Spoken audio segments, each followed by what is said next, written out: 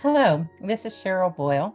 I'm a coach, a clinical hypnotist, a licensed professional counselor, internal family system level 2 trained, and a pre and perinatal educator.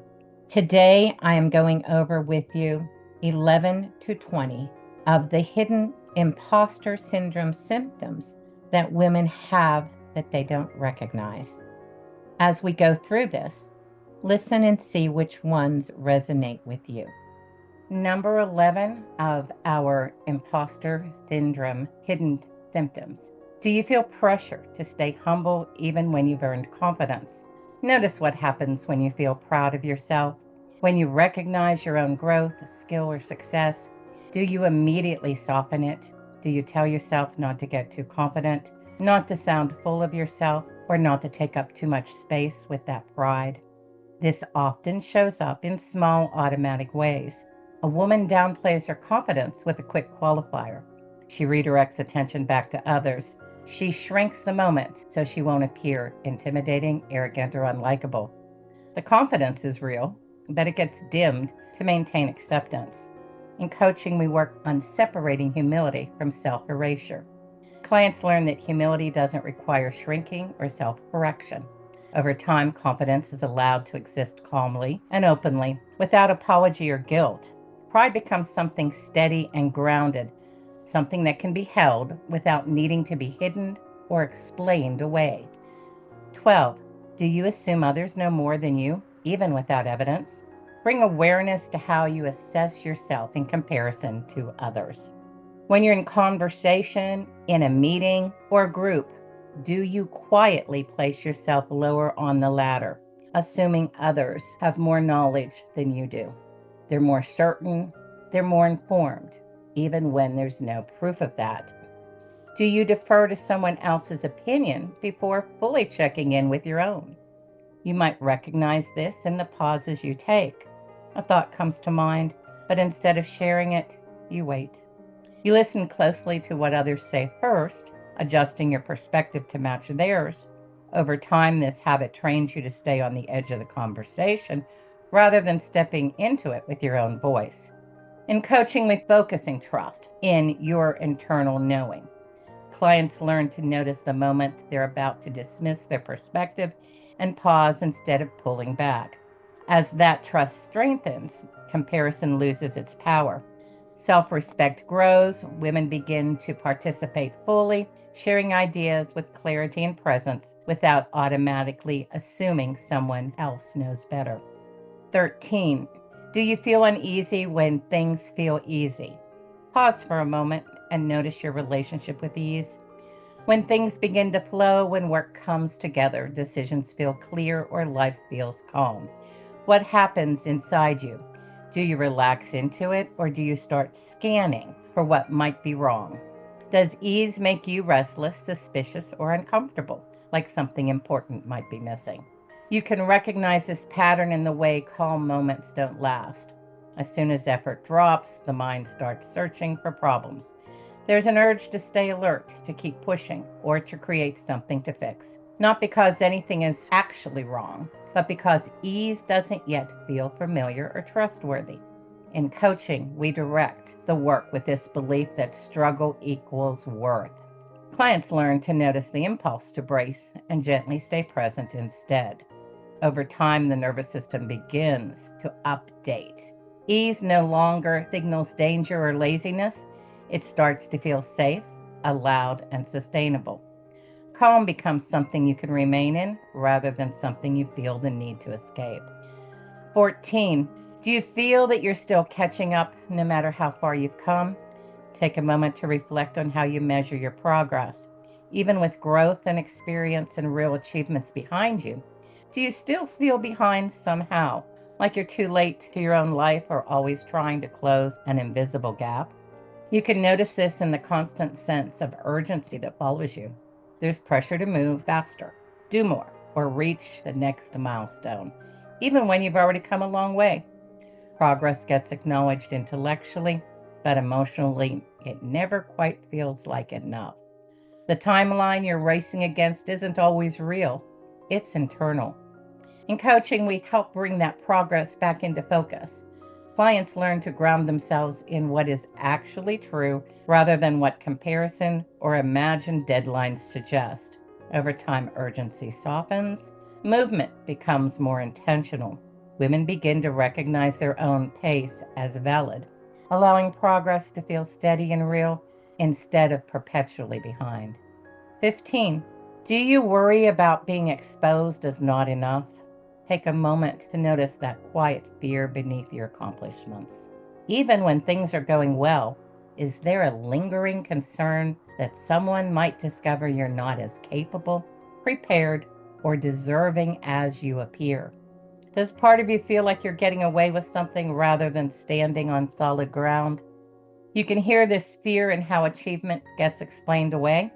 Success gets credited to timing, luck, or help from others. Wins are softened, minimized, or quickly followed by self-doubt. Instead of feeling proud, there's an undercurrent of waiting, almost bracing, for the moment when the illusion might fall apart. In coaching, we work on grounding within lived experience rather than perfection. Clients learn how to track evidence of their competence, not to prove themselves, but to let reality replace fear. Over time, the threat of exposure fades, confidence becomes quieter and steadier, rooted in what has actually been lived, learned, and earned, so women no longer feel like they're one step away from being found out. 16. Do you edit your voice to sound more acceptable? Pay attention to how you speak. When you share an idea, express a feeling, or offer an opinion, do you find yourself softening your words, choosing them carefully, or adjusting your tone so you won't be misunderstood, judged, or disliked?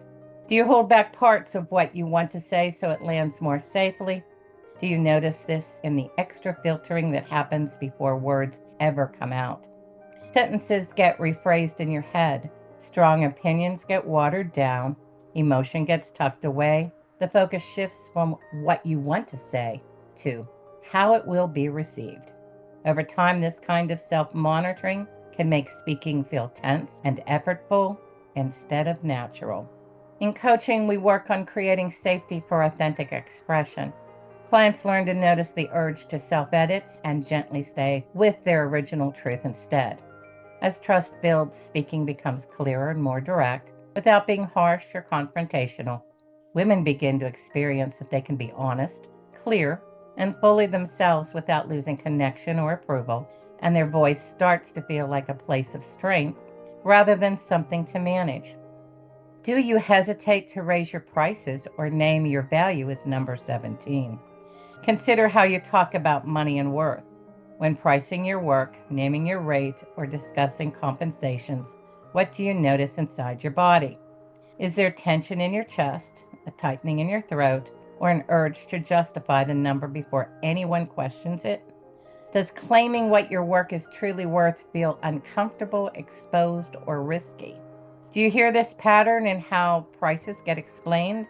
Rates are softened, discounts are offered before they're requested. The focus moves quickly to being reasonable, flexible, or understanding, often before value has ever been acknowledged. Underneath it all is a quiet attempt to avoid rejection, judgment, or being seen as too much. In coaching, we work on reconnecting value to impact instead of approval. Clients learn to separate pricing from people pleasing and fear. Over time, naming a rate stops feeling like a personal risk and starts feeling like a clear statement of respect for the work, the energy it requires, and the transformation it supports. Pricing becomes grounded and confident, not because it's aggressive, but because it's aligned. 18. Do you feel safer being helpful than being visible? Notice where you naturally position yourself. When you're part of a group, a project, or a shared effort, do you instinctively move into support mode? Do you offer help, take on tasks, or stay busy behind the scenes while quietly avoiding the spotlight? You can recognize this in how visibility gets sidestepped.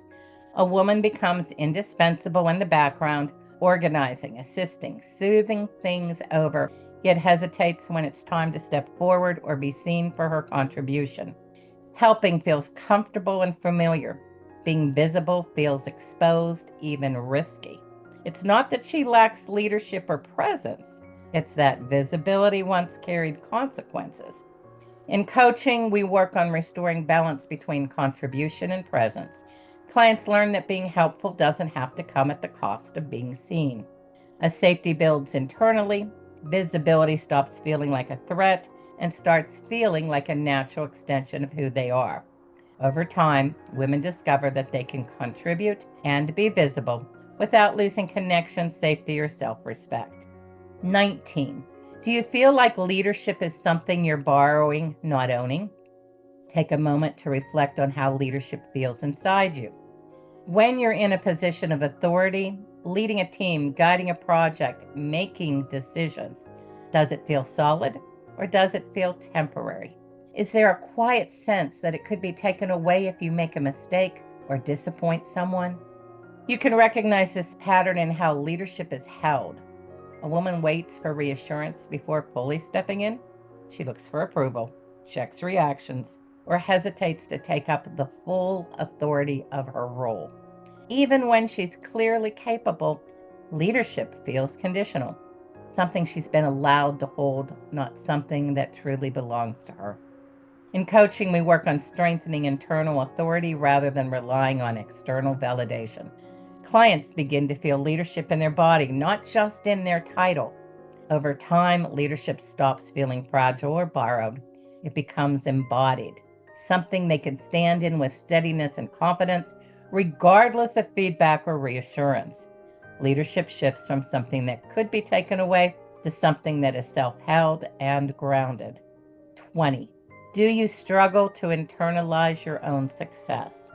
Notice what happens after an achievement. When you reach a goal, complete something meaningful, or receive recognition, do you pause long enough to let it sink in? Or do you move on almost immediately? Do you minimize what you've done or mentally bypass it as you shift your focus to what's next? You can recognize this in how success gets treated like a checkbox instead of a moment. The accomplishment is acknowledged briefly, then set aside. There's little space for pride or satisfaction to settle. Instead, attention jumps forward, keeping success at a distance rather than letting it become part of who you are. In coaching, we work on integrating success both emotionally and physically. Clients learn how to slow down and let achievements register in the body, not just the mind. Over time, success stops feeling like a passing event and begins to feel internal, woven into identity rather than hovering outside of it. Confidence strengthens, not because more is achieved, but because what's already been achieved finally gets to count. Now, these 10 imposter syndrome patterns I just walked you through, they're just the beginning. I actually have 100 of them wrapped into a confidence and self-trust threshold profile that contains those 100 questions that reveal not just which patterns you recognize in yourself, but how they interconnect, what triggers them, and most importantly, how to update them. What you've just experienced here is a small sample of what happens when we start mapping how systemic beliefs and hidden imposter syndrome actually operate in your specific system. But here's what most people don't realize. These aren't isolated thoughts or random doubts. They're part of a comprehensive internal architecture that's been quietly running your confidence decisions for years. I show you how to update them. Think of what you just experienced as seeing the tip of the iceberg. The full profile shows you the entire system underneath. Because here's what I've learned working with accomplished women. Awareness alone isn't enough. You need to understand the specific blueprint of how your survival brain learned to question your expertise so you can consciously upgrade those survival strategies into authentic empowerment. When you know your exact pattern, not just that you have self-doubt, but how your particular nervous system learned to create this through systemic beliefs and hidden imposter syndrome symptoms, you can finally stop fighting your intelligence and start redirecting it. With awareness of these patterns, you can metaphorically switch the switch to be able to change your self-doubt or lack of confidence beliefs into the actual truth that you already have confidence. You just need to know how to use new adapted, upgraded coping mechanisms rather than the survival skills that these beliefs created. If you found yourself hesitating at any point while going through this, second guessing your expertise, wondering if your knowledge is enough, or feeling that familiar tug to over-prepare before putting yourself out there, you're not alone. These aren't mindset issues. They're intelligent survival strategies that once kept you safe, but now keep you invisible. The real question isn't whether you know how to reset your confidence. It's whether you trust yourself enough to claim the authentic confidence that your experience deserves. Are you ready to go deeper? If you're tired of having brilliant ideas but struggling to put them into the world with confidence, I have 2 resources that will help you understand what's actually happening beneath the surface. You can get my free guide, 10 Middle of the Night Questions. The link is right here in this video, and it will be in the first comment as well. These are the 10 questions that entrepreneurs ask themselves when systemic beliefs and hidden imposter syndrome show up. Discover why success still feels tense and why conversations replay long after they end. Join me at my free events at anempoweredlady.com/events, where we'll work together on the internal recalibration that turns strategy into sustainable success. Because the best reset in the world won't help you if you're not ready to be seen. Your expertise is real. Your knowledge matters. Now let's make sure your nervous system knows it too. You have everything you need within you. And again, the link is here right in this video as well as in the first comment. Thank you for your time. I look forward to getting to know you better if you're ready to move forward. Have a blessed day. Bye.